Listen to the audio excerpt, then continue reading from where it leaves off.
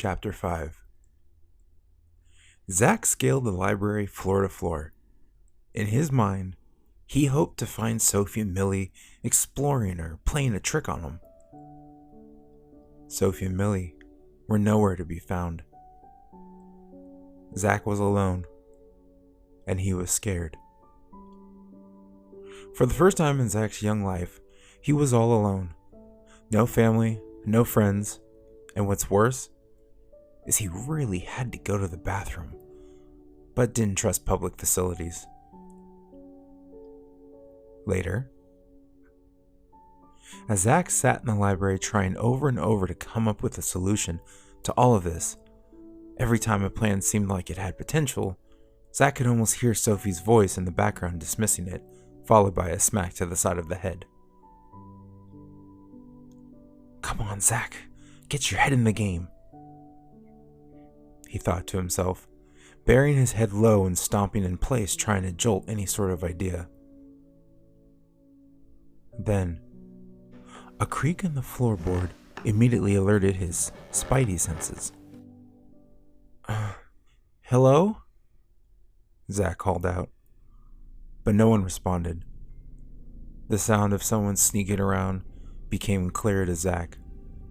So being sly, he pretended not to notice the sudden, uninvited guest. Zack then headed over to a closet down the hall, waiting for the perfect opportunity to sneak up on the invader. Zack hid behind a corner wall. He could hear the intruder coming closer. Zack tensed up, fearing that it was another drone waiting around to capture him. He jumped out from behind with a jump kick move he learned from watching a Kung Fu TV marathon once. "Hi-ya!" Zack shouted, standing in a poor excuse of a fight stance. "Whoa, whoa, whoa! It's me!" a voice declared, hunched over, cowering in fear covering their face. "Who's me?" Slowly, the figure rose to reveal their identity. "Will?" Zack asked. It was, you guessed it, Zack's arch nemesis, Will Wheeler, cowering like a child who just saw his first horror movie. What are you doing here?" Zack asked, angrily, insulted that he, of all people, would be the same place he was. "Wait, are you one of them?" Zack grabbed a mop head and aimed it at Will. "One of what? Who?" Will asked, shielding himself from harm. "Those things, those drones." No. I swear, I'm not with those guys." "Then what are you doing here?" "Well, after the whole town went cuckoo for Cocoa Puffs, I darted out of there as quick as I could and hid here. Figured the library was the last place anyone would go." "That's the last place you would go," Zack mumbled under his breath. "What was that?" Will asked curiously. "Nothing. Why didn't you say anything earlier?" Zack walked past Will and over to a chair in the near distance. Will looked around curious. "I was hiding in the basement. I didn't know who was there, so rather than out myself and get caught, I just laid low. Once I realized who it was, I figured I could lend my services." "It's a little too late, don't you think?" "Speaking of, I could have sworn I heard another voice." Zack perked up, sadness weighing heavy in his eyes. "Sophie." Will's eyes lit up. Sophie? Sophie's here?" Will began to check the smell of his breath, straighten up his appearance, and check out his looks in the reflection of a dusty table. Zack's face was anything but pleased. He rolled his eyes, watching Will, making sure he looked good for Sophie. "She's not here," Zack interrupted. Will stopped and looked over at Zack. "What? Then who was with you?" "I mean, Sophie was here, but..." Zack trailed off, averting his eye contact from Will. "They got her, didn't they?" Will asked, subtly. Zack didn't even respond. All he could muster was the ability to shake his head in agreement. Will slumped to the floor, his legs sprawled open like he gave up. "I can't believe it." Zack looked over at Will.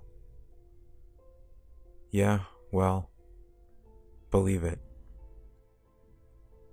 "So, what are we gonna do?" Will asked frantically. "We?" Zack asked, sarcastic. "There is no we. Only you and me." "I mean, technically, it's you and I," Will corrected, instantly raising the blood pressure of Zack. "Huh. Well, I can see why she likes you," Zack said, moving over to another side of the library. Will looked confused. "What are you talking about?"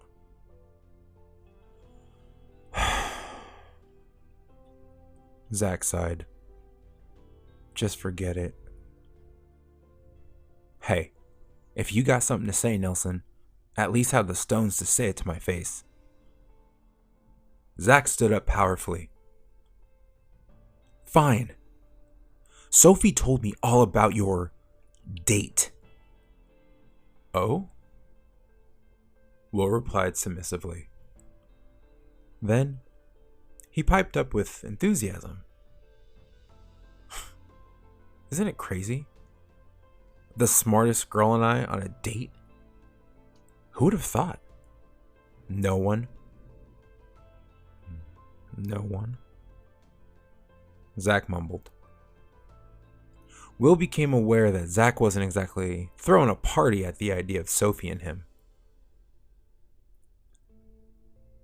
"You know she rejected me countless times, don't you?" Zack looked up. "She did?" "Oh yeah, like hecka times. I actually gave up." "Then how did..." Zack asked. Will interrupted. "It was sort of a during the summer thing. You know, we were both attending this camp." "Wait. Are you really about to reference Greece, dude?" "Never mind then." "It doesn't matter. Sophie clearly likes you, so nothing I say makes a difference." Will stopped and looked at Zack with a bit of a smirk on his face. "Are you kidding? Your opinion's everything to her." "What are you talking about? You guys were going to the movies on Friday," Zack said confidently. "Is that what she told you?" "Yeah." "Well, but I hate to break it to you, but Sophie told me that as her best friend's sworn enemy, her and I could never be." Zack had just realized something. He was being a selfish jerk. Here he thought Sophie had gone behind his back, but in fact, just the opposite. In that very moment, Zack knew he couldn't give up. His mom, his dad, Millie, and especially Sophie needed him. Zack proudly stood up.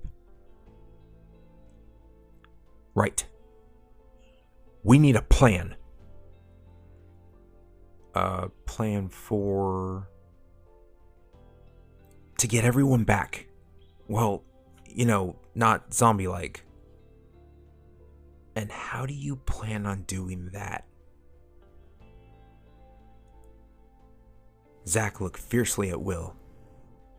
I don't know, actually. Then we're back at square uno. Will and Zack took a seat, both of them unsure of what to do next.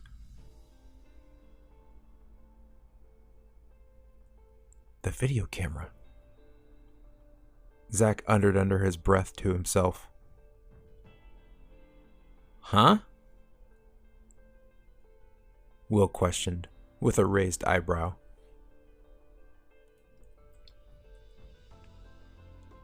My video camera. Kind of a strange time to record some home videos, don't you think? No. The ghoul said that a part of the camera's mechanism is how she got into our world. But how? In all honesty, that sounds like very unrealistic. What amateur would write that lame piece?